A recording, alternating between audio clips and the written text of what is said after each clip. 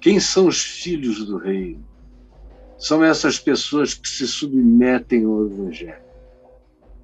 O Evangelho é o chão do reino, é o princípio do reino, é a referência do reino, de tudo aquilo que diz respeito à soberania de Deus na vida, no trato humano, nas relações humanas, nas relações sociais, nas relações conjugais, nas relações familiares. É o Evangelho que tem que determinar como eu sou homem, como eu sou mulher. Eu sou homem não à luz do machismo. Tem muito machismo em mim, estrutural, que eu vou quebrando todo dia há muitos anos.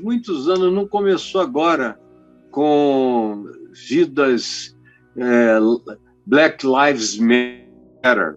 Não, para mim esse negócio começou quando o reino de Deus entrou em mim e eu fui devagar percebendo a quantidade de machismos enormes. Na realidade, eu tive uma grande revelação de como eu era um machista da pesada de 25 anos para cá, que havia coisas que eu achava que faziam parte da minha piedade viril, da minha piedade masculina, que eu fui vendo que eram machismos, não por causa do feminismo, que eu sempre achei que tendia a se tornar numa espécie de machismo no outro polo, com atitudes interiores muito parecidas, muito discriminatórias, muito violentas, muito agressivas. Então, eu também nunca quis nada disso. Mas o Evangelho me ensinou que eu não podia ser machista. E que eu tinha que aprender a ser homem com Jesus. E tudo que você não vê é um traço de machismo em Jesus. Aí você diz, por que ele só escolheu homens para andarem com ele? Porque ele não podia escolher mulheres no primeiro século para fazer uma comunidade de homens e mulheres solteiros andando com ele, porque aí ia virar outra coisa. Se ele andando com homens e apenas algumas mulheres, muitas das quais casadas e outras eram parentes, primas, irmãs e a mãe dele, ainda havia gente falando coisas. Porque ele era amigo de mulheres não casadas ou de prostitutas ou meretrizes. Tinha gente que dizia, esse cara gosta disso. Então, era no primeiro século. Para convidar pessoas para irem, elas tinham que ter liberdade total. Liberdade total no primeiro século era homem que tinha. E até para levar mulheres tinha que ter mais homem para proteger.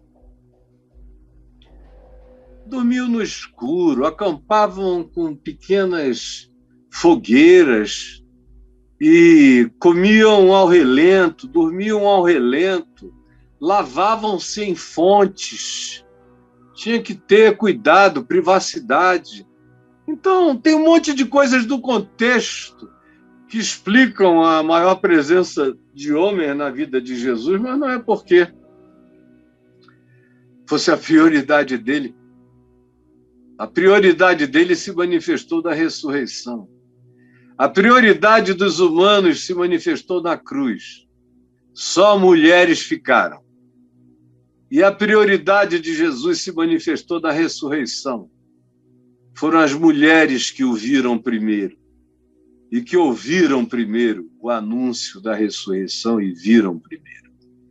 Essa é a prioridade de Jesus, livre dos condicionamentos da cultura judaica, ele se manifesta primeiro às mulheres. Agora, dentro do condicionamento do ambiente judaico, ele chama homens para poder também levar mulheres. Mas tudo que você não encontra nele é uma gota de machismo, de receio, de qualquer vínculo de proximidade, ou de carinho, ou de toque, ou de abraço, ou de beijo das mulheres para com ele, porque o Evangelho relata tudo isso. E o carinho dele, dizendo, não se metam, não a atrapalhem, deixa ela, está tão lindo, tão gostoso, tão maravilhoso, tirem a impureza do coração de vocês. Mas eu aprendi, estou aprendendo, Estou longe de ter aprendido tudo sobre como ser um homem, segundo o Evangelho, só com Jesus, e não com nenhuma forma de qualquer outro modo ou expressão de ideologia. Eu também aprendo como as mulheres devem ser, não com o feminismo. E hoje em dia o feminismo virou uma guerra de gêneros e muitas outras coisas. O que está acontecendo entre muitas mulheres não é tão legal assim.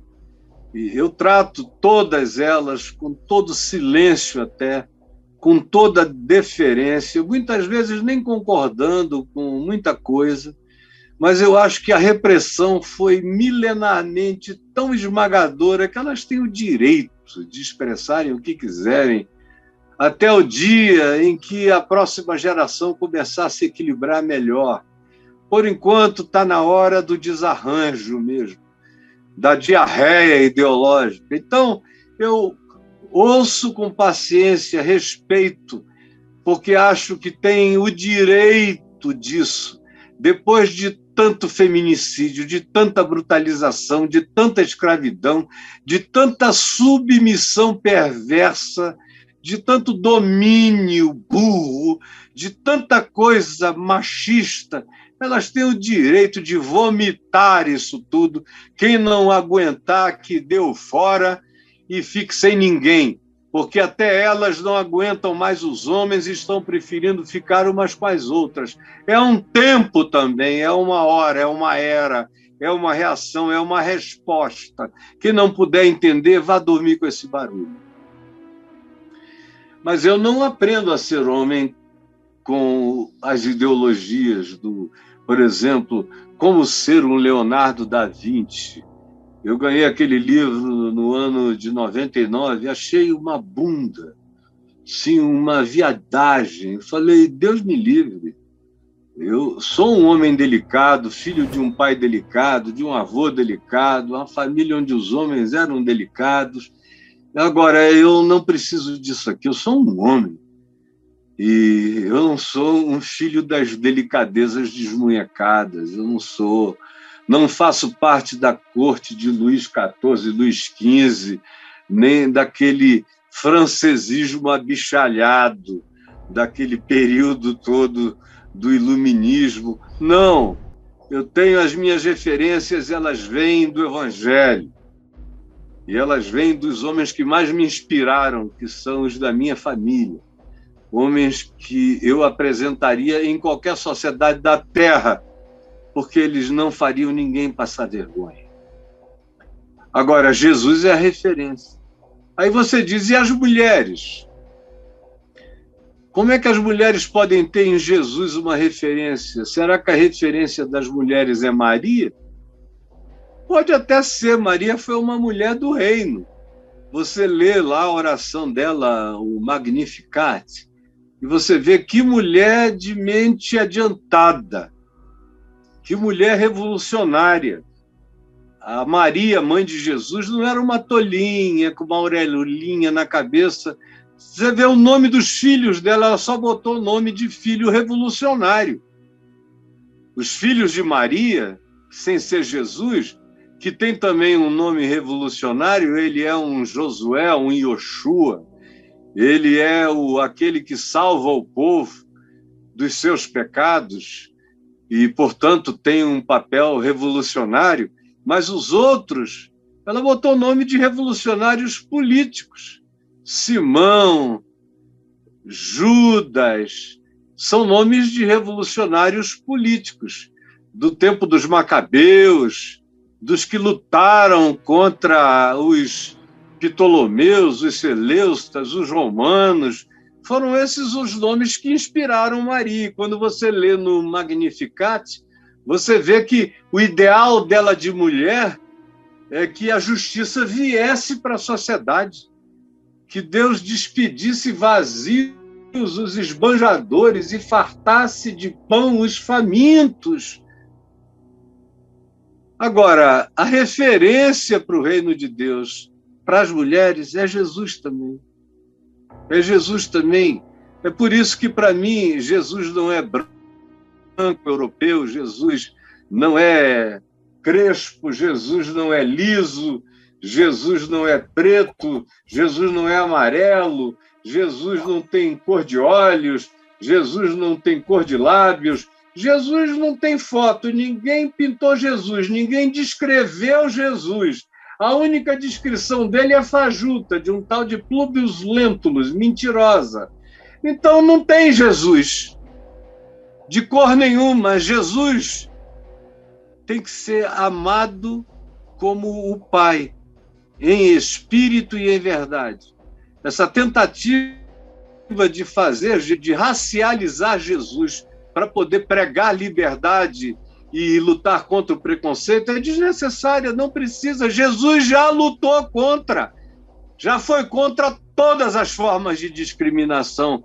Eu não preciso que ele vire um negro africano para que, então, isso ganhe significado e a minha palavra, então, tenha mais autoridade. Não. Tenha ele a cor que tenha tido a palavra dele. E é a convocação ressuscitada dele para que eu siga os passos dele, é que é o meu caminho sem preconceito no mundo, nem contra homens, nem contra mulheres, nem contra ricos, nem contra pobres, nem contra ninguém. Mas é a minha consciência nele, andando e aprendendo, crescendo e seguindo, todo dia.